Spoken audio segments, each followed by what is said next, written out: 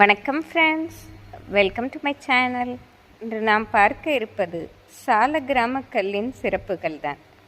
சாலக்கிராம கல்லானது நேபாள நாட்டில் கண்டகி நதியிலிருந்து பிறப்பதாகும்.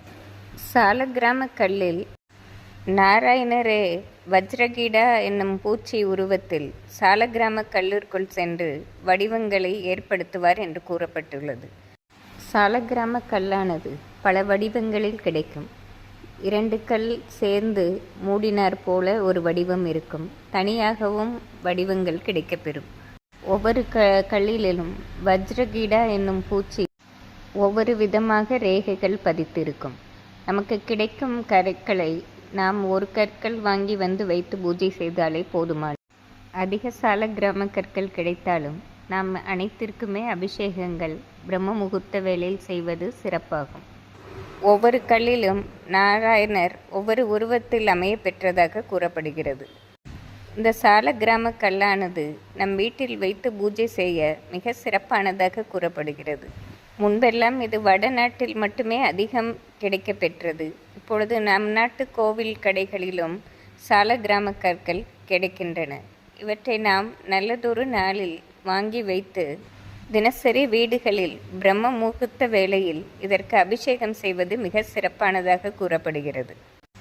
சாலக்கிராம கல்லில் பெருமாள் நிரந்தரமாக தங்கி இருப்பதால் அதை வைத்து வழிபடும்போது நம் வீடே வைகுண்டமாக மாறிவிடுவதாக கூறப்படுகிறது.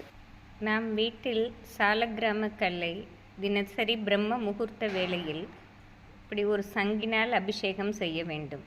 நாம் சங்கிலே துளசி, பச்சை கற்பூரம் போட்டு தண்ணீர் ஊற்றி வைத்து தினசரி காலையில் 4:30 மணியிலிருந்து 6 மணிக்குள் நாம் அபிஷேகம் செய்ய வேண்டும்.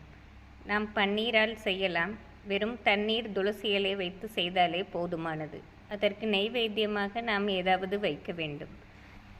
நாம் நெய்வேத்தியமாக காய்ச்சிய பால், கற்கண்டு, உலர்ந்த திராட்சை வைத்தாலே போதுமானது. சாலக்கிராம கல்லை வைத்து பூஜை செய்பவர்கள் வீட்டில் ஆண்களாக இருந்தாலும் சரி, பெண்களாக இருந்தாலும் சரி, அவர்கள் அசைவத்தை சாப்பிடாமல் இருப்பதே மிக சிறப்பாக கூறப்படுகிறது.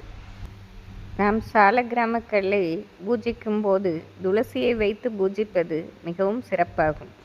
இவ்வாறு வீடுகளில் சங்கில் தீர்த்தம் வைத்து நாம் சாலக்கிராம கல் அபிஷேகம் செய்வது மிக ஏற்றமாக இருக்கும். நம் வீட்டில் உள்ள தீய சக்திகள் விலகுவதோடு பெருமாள் மகாலட்சுமி தாயாருடன் நிரந்தரமாக நம் வீடுகளில் குடியிருப்பார். நாம் எங்காவது பிரயாணம் செய்யும் போது சாலக்கிராம கல்லையும் ஒரு சிறிய பெட்டியில் பட்டு துணி வைத்து நாம் எடுத்துக்கொள்ள வேண்டும். எங்கே சென்றாலும் பிரம்ம முகூர்த்த வேளையில் ஒரு துளசி வைத்து மஞ்சள் கலந்த தண்ணீரை நாம் ஊற்றி அபிஷேகிக்க வேண்டும். இவ்வாறு செய்வதால் பல தடைகள் விலகுவதோடு எப்பொழுதும் வீட்டில் ஒற்றுமையும் சுபிட்சமும் நிறைந்திருக்கும். நாம் சாலக்கிராம கல்லை வைத்து பூஜை செய்யும்போது நமக்கு இயற்கையிலே தெய்வீக ஆற்றல் உருவாகுவதோடு நல்ல எண்ணங்களும் நமக்குள்ளே வளர்க்கப்படும். நாம் இவ்வாறு தினசரி பிரம்ம முகூர்த்த வேளை சாலக்கிராம கல்லை வணங்கும்போது அந்த பெருமாளின் ஆசீர்வாதம் பரிபூரணமாக கிடைக்கப்பெறும். நன்றி, வணக்கம்.